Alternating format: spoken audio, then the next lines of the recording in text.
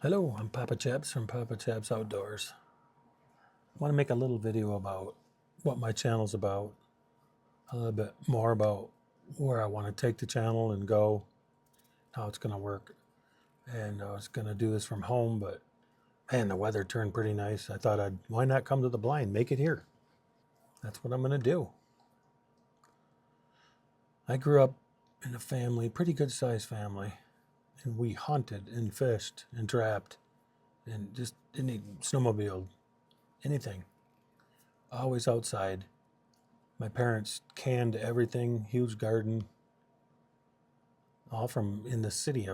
We lived in a small city, but he had a couple of big lots and he had a big garden in there, my dad, and we always had it cleaned up before we go play baseball. But we grew up in the woods, my brother and I, and my sisters. And like I say, we did a lot of trapping when we were little, my brother and I.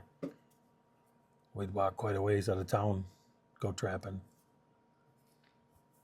That's back in the day when you could get $12 for a muskrat, so we really hit her hard. That's big money to us back then. But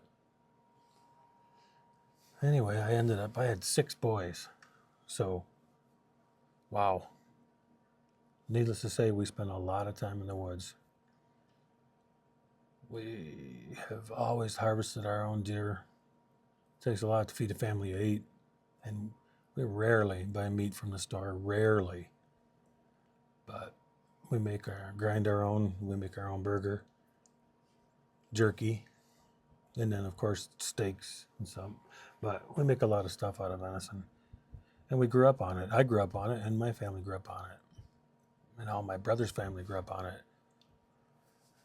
And now my kids are older, and their kids are learning the traditions. But way back, my mom and dad would we'd pick strawberries, and she would can 50 quarts of strawberries. I mean, everything. Beets, peaches, pears. We lived off the back room, the shelf. And maybe what's going on in the world, maybe, I think more and more people are getting into that. They want a homestead, they want a hobby farm, self-sufficient, and learning to garden and to hunt and fish and eat the fish and eat the animals instead of getting them processed at the store. So anyway, that's what I want to kind of do with this channel, is take you out when it's deer season and we'll go hunting, and we'll can some venison. This is good videos coming up when we do start processing our deer, and take you through the canning process and the cutting and the grinding, the burger and the packaging, and all the way to the freezer. And as the year goes on, we ice fish. And a couple of my sons hound hunt, and that's their big time. The bobcat season's all in the winter, January and February. So I'll follow them around a little bit, see if we can introduce you to some of that. That's some serious fun. But then we'll do a little ice fishing. All the grandkids love to fish. And of course, summer's a big season. We get together, the family, huge bunch of us, and we go camping and we brook trout fish. A couple times a year we do that. We get together and have big fish camps. Huge, huge meals we sometimes feed 100 people for breakfast sometimes. But it's fun, and the kids love it, and our kids love it, and they keep on carrying on to tradition. We camp a lot. Bear camps, fish camps, bow camps, and of course rifle season for deer. But you had turkey season in there and a lot of other trapping. We're busy year round doing that. It's hard to do, but today's world, it takes mom and dad both making an income. It's hard to find time, but it's pretty neat that a lot of our kids are carrying on the tradition and wanting to learn how, and they learn how when they were little. I mean, all my boys, they cook in cast iron and they grind their own meat, cut their own meat. You know, they live on venison and they fish. And we have fish fries in the year. We do a lot of outdoor activities. We'll do a few things in the summertime, like metal detecting. I love metal detecting. My father does. And we'll take on some of those treasure hunts. The good thing about that is my dad is 85. He grew up in the same town for about 85 years. And he did some metal detecting with his dad long ago when metal detectors were pretty basic. They didn't discriminate like the new ones do. And now we have better machines. So, and the best part about that is he knows the history of the area, where all the old schoolhouses were. The trains come through here in the logging, you know, hundred and some years ago. And he knows where they were and where all the buildings stood and old mills. So that helps. We find some pretty cool things. But we'll do some of that this next summer. The snow is coming. It's kind of hard to do now, but a few other activities that we do. My brother has a big maple syrup operation.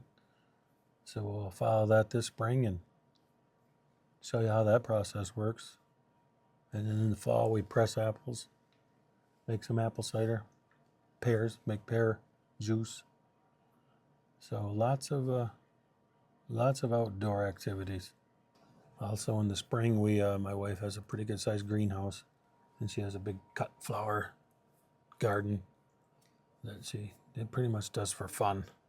I mean, she'd do some family markets and farm markets and stuff, but she just likes making bouquets for people and giving them to them. But we put in a pretty good sized vegetable garden, as do a couple of my boys, my brother. And of course, we can the tomatoes, make pickles. A couple of my boys got it down perfect. They make a good pickle. And then everything else, you know, we harvest it and we can it. And we eat on it all winter, all year. Between that and the meat, it saves on the grocery bill. It's a lot of work, but they love doing it, and we love doing it.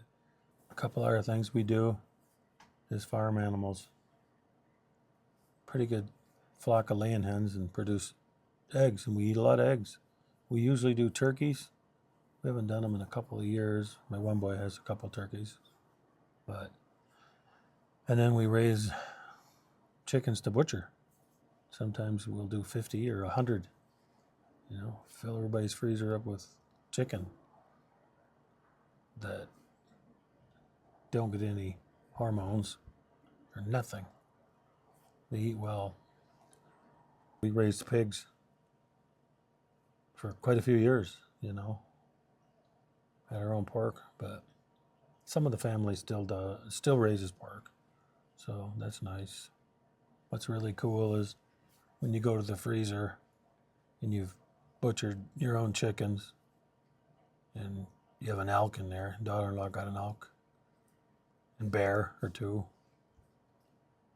Lots of venison and salmon or steelhead or walleye, especially walleye, or panfish, crappie, bluegill. It's like going to the store. Just what do you want to have tonight? Fish? Okay. Burger? Steak? Chili? And you can go to the freezer and there it is. You don't have to go to the store. But it's pretty cool. So I just kind of want to let everybody know that's the direction I'd like to take, or I'm going to take. And we'll see.